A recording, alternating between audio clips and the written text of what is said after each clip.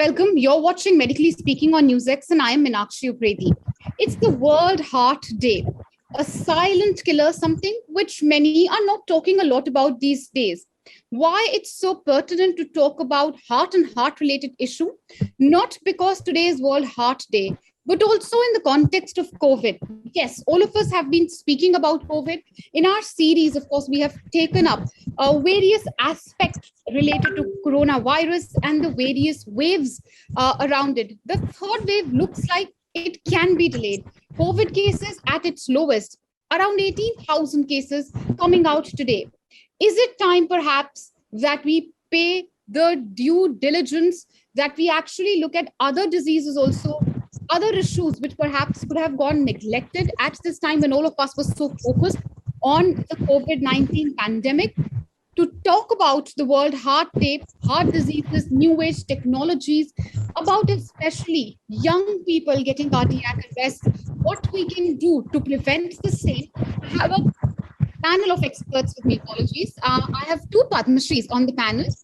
We have, of course, Dr. Parveer Singh. He's a Padma Awardee. He is from Max Hospital. I also have Wasim Ali. He's also a Padma Awardee. Mr. Dr. Pranab Mukherjee, of course, is one of the most high-profile patients. We also have Professor Rakesh Yadav.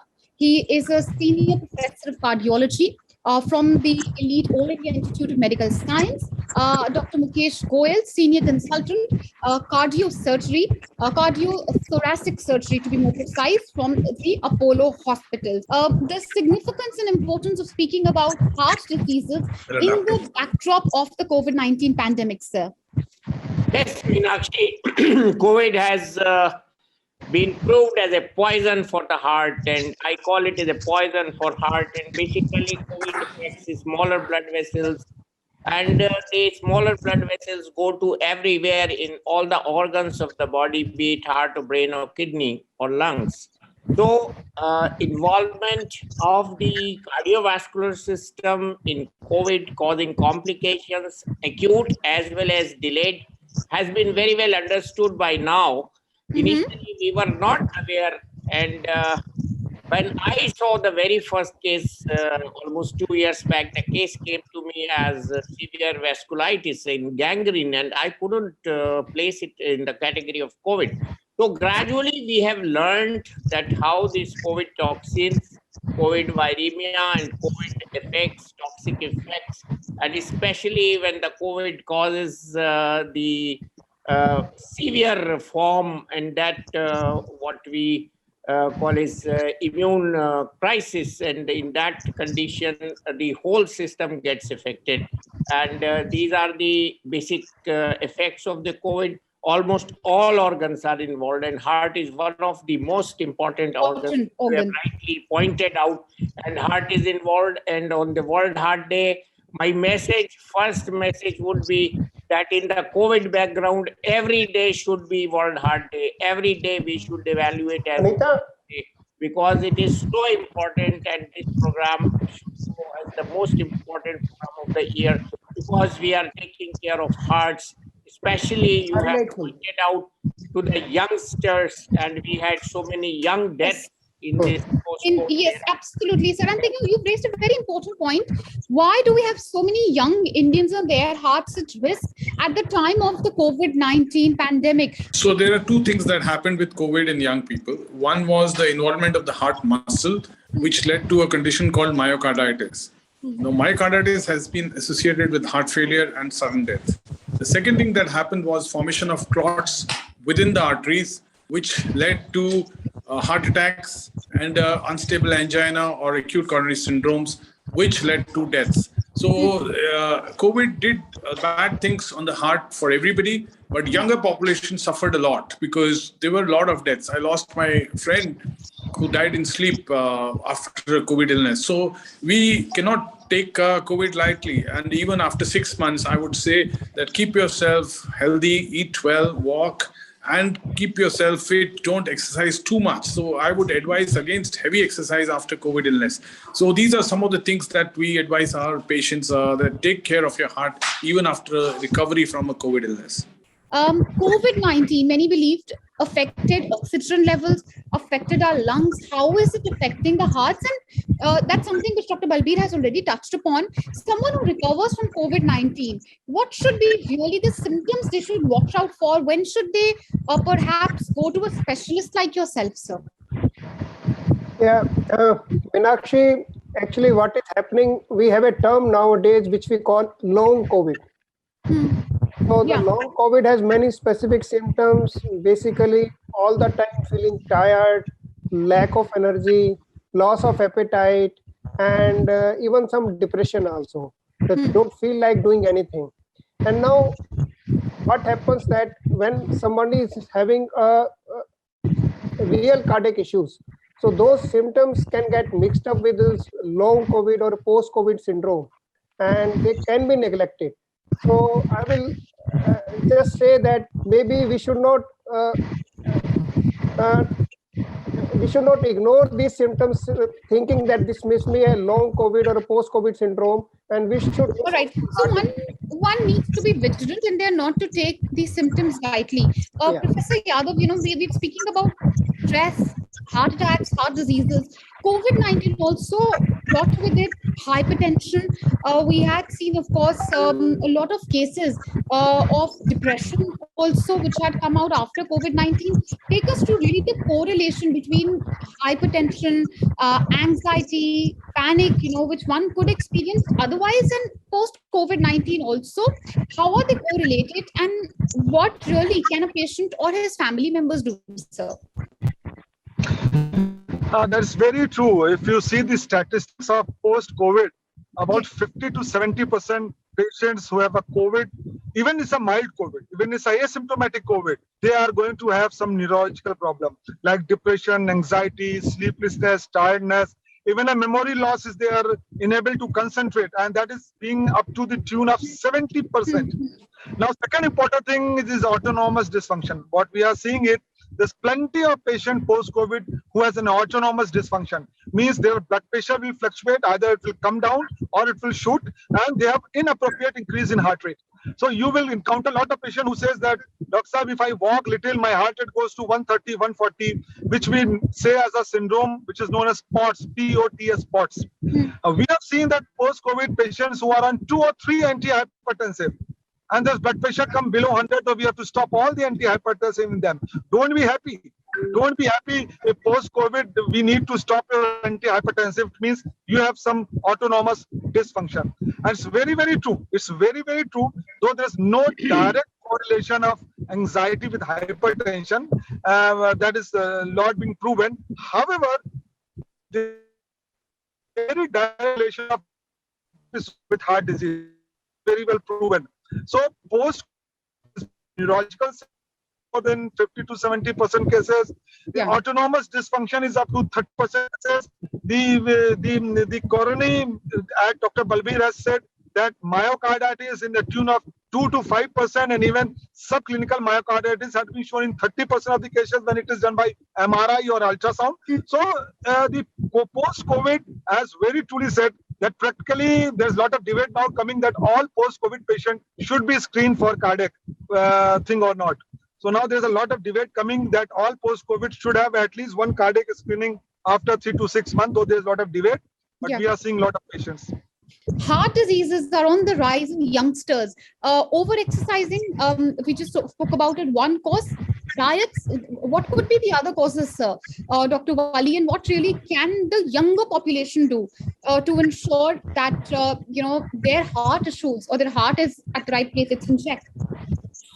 Well, we were taught when we were young students in postgraduate medicine and postdoc that there is an entity called young coronary artery disease or coronary artery disease in young people. That was a known entity. But now what has happened beyond that, that our diet patterns have changed. Our youngsters are more for junk diet, junk foods. Secondly, there is no routine in the life, like their sleep hours are disturbed. So disturbed sleep, excessive workload, stress, and smoking. Even in the girls, smoking is on the rise. So rise in all these things and lack of sleep, adequate sleep and rest to the body, which gives the time for the various organs to recover during sleep, is tremendously affected. And that is why we have a changed pattern of the coronary artery disease in India. Furthermore, and it is complicated, and youngsters do have, previously nowadays it used to be rheumatic heart diseases and other diseases of the heart, but now we have increased coronary artery disease, and these experts, they keep seeing when they do angiograms, and we have a definite pattern of having our main coronary arteries, especially left main coronary arteries, is involved. So we have to regulate our diet, regulate our sleep, regulate our stress, control the weight, control hypertension, control the sugars, that is diabetes, and overall have a healthy lifestyle. And in that also role of exercise is very important. Graded exercise. Everything in moderation with the right amount of diet, and of course reducing the consumption of alcohol and smoking, which of course is overabuse, certainly a menace in modern times. And I spoke to many experts who spoke about the same, saying that 80% of cardiac related deaths can be reduced, or can be at least the risk can be reduced rather, if there was enough information dissemination as far as CPR is concerned. Since, of course, you are heading the cardiology department of entire Max, do you see cases worsen because nobody around knew resuscitation, or because of lack of knowledge? And that's why perhaps it's so important that all of us speak about it today, sir. Right. So CPR and use of automatic external defibrillators has to become a practice which a common person, every human being has to learn. I would think the training should start in schools. The policemen should be involved. Every human being should know that if there is somebody who collapses on the road, you have to give him artificial breathing and have to pump his heart. So pumping the heart is the most important. Now, I know in many malls, in many airports, there are AEDs, automatic external defibrillators. But let me tell you that not one person in that security personnel in that mall or on the airport knows how to use that AED. So it is a waste of money if we put a AED without training our staff that what it actually means, how to save life, because an automatic external defibrillator can save lives. That is what it is meant for. And every flight has to have an AED. Every mall has to have an AED. The rules are perfect, but they have to be implemented to the local level to have the local people who are standing there know how to use it, because only then they can save lives. So this has to now become an integral part of doctors and public to come out and learn CPR. It has to start in the school training. It has to start in colleges, police personnel. Only then we'll be able to save certain cardiac deaths. Certain cardiac death, when it happens, it comes out of the blue like your friend had. And there's no way you can save that person unless you know some basic concept of CPR. How do regular heart checkups reduce the risk of cardiovascular diseases? How can they save our lives? Help us understand the same in layman's terms, sir. And then we'll talk about new age technologies and something more details on the same, sir. Well, any checkup of the body is beneficial. When it comes to the cardiac checkup, we have to do the holistic checkup of the body. When we do cardiac checkup, that means starting from the pulse, or doing an ECG, basic electrocardiography, doing an echocardiography, doing lipid profile test, doing sugar screening, doing blood pressure screening, doing kidney function is also included, remember. So all this is basic workup. And about the age of 25, once before that college going age, a routine checkup has to be done for everyone. I always promote this. And after the age of 35, regular cardiac checkup. And if one is a smoker, if one is overweight or is diabetic, then these checkups become more frequent. Once in a year is a must. And we probably ignore it. And sometimes diabetic patients do not have warning symptoms like chest pain, so they are not aware of it. Dr. Balbir Singh treats a lot of arrhythmias, and arrhythmias are also cause of sudden death, and which is a big chunk of the sudden death causes. And this is what has been happening in youngsters. So a basic electrocardiography or monitoring of the heart, which sometimes is needed, and the senior people decide and you person goes for a Holter monitoring. And nowadays these are basic checkups. They are not very advanced, and They're not yet, very advanced, yes. And even if someone yeah, takes a annual checkup package, they're all included in the same, sir. Right, yes. fair enough. Most importantly, if you have any abnormal symptom, be it a gastric symptom, be it as an abnormal sweating or exhaustion, undue exhaustion, one should go for a cardiac checkup. Cardiac checkup, I get it, sir.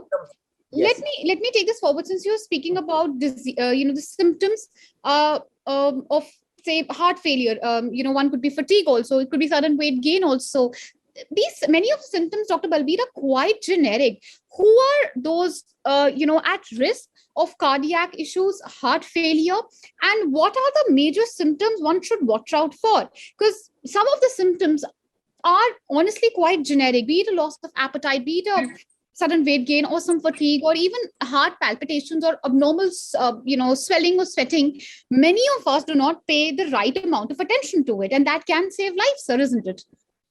So what happens is that as a human being, one first thing is denial. First answer to most of the things is denial. So if a person is having breathing difficulty or is not able to climb stairs, the first answer they give is that we are feeling weak. They won't say that it could be a heart problem, because they think, no, we can't get a heart problem. That's what is denial of, which is a concept, a psychological concept, which happens with everybody. But these symptoms are so generic, as you pointed out, that it could be nothing and it could be a very serious heart ailment. So the only way to distinguish is to get yourself tested, without which you will not be able to know. So, for example, you said your friend had just some burping and some gas and then died. So he had actually announced by that burping and that gas that something is brewing up in the heart. So this gas, I've seen people say that they took a tablet of Pantacid because they were having... Yes. They were having gas, or they had taken Diagene. Now, don't take gas lightly, because gas could be nothing or it could be a heart attack. But an ECG and a blood test can easily tell you what it is. No, Dr. Balbir, my question actually was more specific. Let's say someone has, as you say, that they feel acidity. 9 out of 10 would end up taking a Pantacid. How many should they wait for an attack? Should they wait for continued episodes of the same? When should they take it more seriously? You spoke about why they should take more seriously, but what is the alarm bell ringing? Because I'm sure many of your patients also really end up directly in the ICU, something which all of us today agree is totally avoidable. So there are 2 or 3 things, clues that you should take it very seriously is presence of risk factors. If somebody is a diabetic, hypertensive, smoker, obese, or has a family history of heart disease, he's at risk. So he should not take acidity or gas lightly. Then if the symptoms last more than 20 minutes, this is clearly a sign that now you should take some medical help. So I always say that if 10 people end up to going to a doctor and 9 are found to have normal ECG and 1 has a heart attack, it is a fair deal, because you picked up that heart attack. The 9 may have gone home and feel better that, okay, I got myself tested and I don't have any problem. That's a better way of doing it, rather than not going to the hospital, not getting your test tested. But pertinent message, and of course a very important one on a day like today, sir. New age technology, sir. Take us through really the developments which are happening when it comes to saving people's lives. Of course, there was a time when major surgeries were required. Stents were, of course, extremely expensive. But now things have changed completely. What's really the latest, sir, on the same? Well, when we were students, we used to treat cardiac attacks by morphine injection, making the patient prop up and giving oxygen. Things have improved. We can now map the disease portion of heart by doing echocardiograms. Even by ECGs, we were taught to map the area of the heart is affected. And then we can visualize it physically by doing angiography. We can visualize it, and beyond that we have progressed to cardiac MRIs. And also you see, heart has 2 sections of the disease. One is the electrical section, to be for a common man, and one is the vascular section, that is the water pipe in the house and the electric water pipe in the house. So when it comes to electric pipe, there could be arrhythmias. They can be detected by monitoring. We have 3 days, 7 days monitoring of the heart. Previously, we had only 1 day monitoring, and then we can do mapping, and we can even burn that place in the heart nerve, which is producing extra beats. So these are the recent things. We can implant vascular defibrillator, cardioverter devices, and very compact like pacemakers.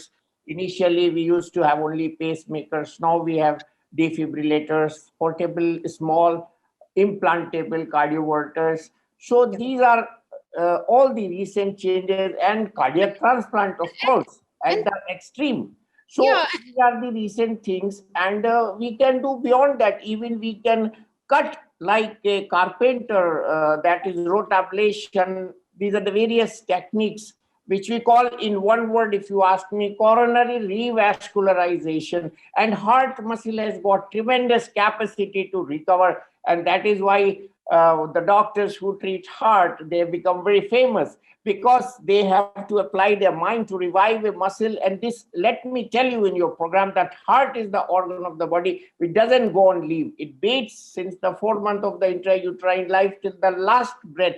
It doesn't go on leave. It is always functioning, even when you are sleeping, driving, having any activity. So for this muscle, which the God has made very strong muscle, we poison it by sugar, we poison it with smoking, we poison it by alcohol, and so many other stress-like things. right. So we have to really save the heart, and that is what Sir, is meant you by have made World Heart. another important point. You spoke about, of course, the need for investment, one, in better technologies. Yes, that's there. And perhaps Dr. Balbir Singh, you could come in here, take us through the latest investments which are being made by the healthcare sector. I think COVID-19 pandemic has made us all realize the significance of investing in upgrading, technological upgradement. How much of that really has happened? A lot, of course, has happened, as Dr. Wali also said, in the last few years, has happened in the past decade itself. But what more can be done? How can perhaps institutes be better prepared for taking a greater influx of patients if needed? And what is the new age technology which you think India should invest in, sir? Dr. Balbir Singh, your audio is muted, sir. It's a very good question, and COVID has taught us many lessons to the patients, to the families, and to the doctors. So doctors, it has taught us how to work hard and try to save more and more lives. Also taught us that if we work hard with the patients, we can give results. It has taught us in cardiology that the innovations are helping patients. Now, one good thing that happened with COVID was the media coverage, media bringing out the hospitals into the view, people realizing that how important hospital and medical health is. I used to give an example that a person will go to a restaurant and spend 5,000 rupees, but he would not spend that 5,000 on getting his health checkup, which is a big disaster. So what has happened is we have seen a 200% increase in health insurance following the COVID. That means people are now serious that health needs to be invested in. The second thing that has happened is that these devices that have been just talked about are expensive. They're not cheap. Unfortunately, we have not invested, India has not invested into making this technology. It is difficult technology. We will have to ultimately get into this piece and building these. These are important things. And we spend a lot of money on getting these devices. And which means that we have to come up to that level where we get our devices, which will be cheaper and affordable to all the population. And, sir, since you're speaking about, of course, the need for investment in new age technologies, we saw a lot of portable devices as well. And Dr. Goyal, I'm not talking about the private or the public sector, portable devices like the oximeter, which people were using. Take us through basic portable devices, which perhaps someone can keep at their home for regular checkups, because every time rushing to a hospital, perhaps not viable. Second, of course, there could be an eventual fear of catching COVID because people were avoiding hospitals, during this time. What will you say about this sort of portable devices, feasibility of the same, and possible for people? Is it at all for them to keep it at home?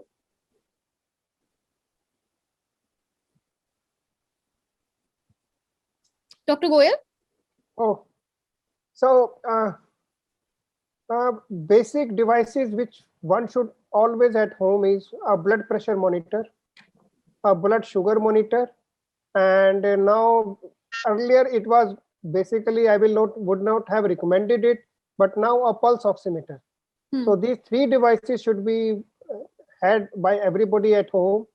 And if one is not a hypertensive and blood sugar is normal, so still I will recommend a weekly check of blood pressure and a monthly check of blood sugar, apart from an annual formal annual health checkup in a medical setting. That should be the minimum. That, of course, but at the same time, perhaps the most important end of the day, it's really boiling down to early detection, isn't it? Professor Yadav, since the last word is coming to you, we're at the end of our debate.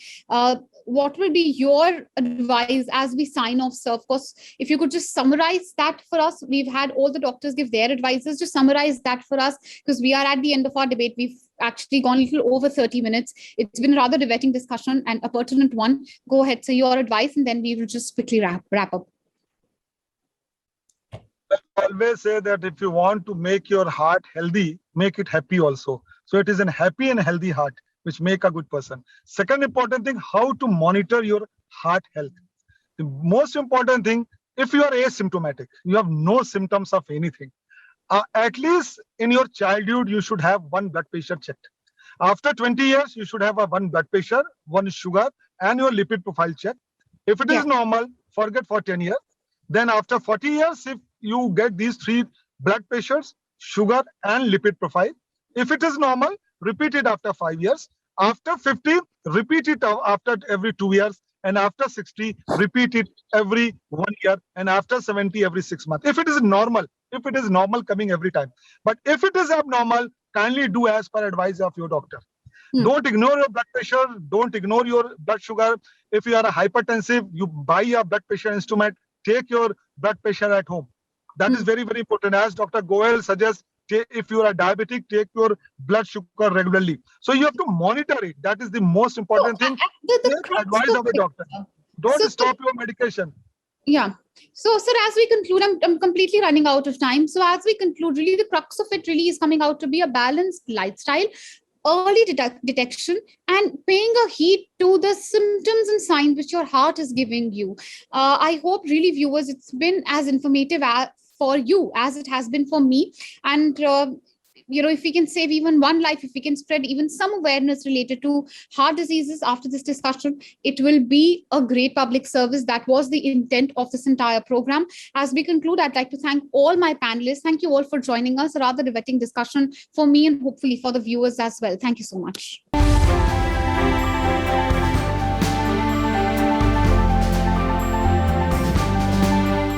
For more such videos, subscribe to the NewsX YouTube channel, hit the bell icon.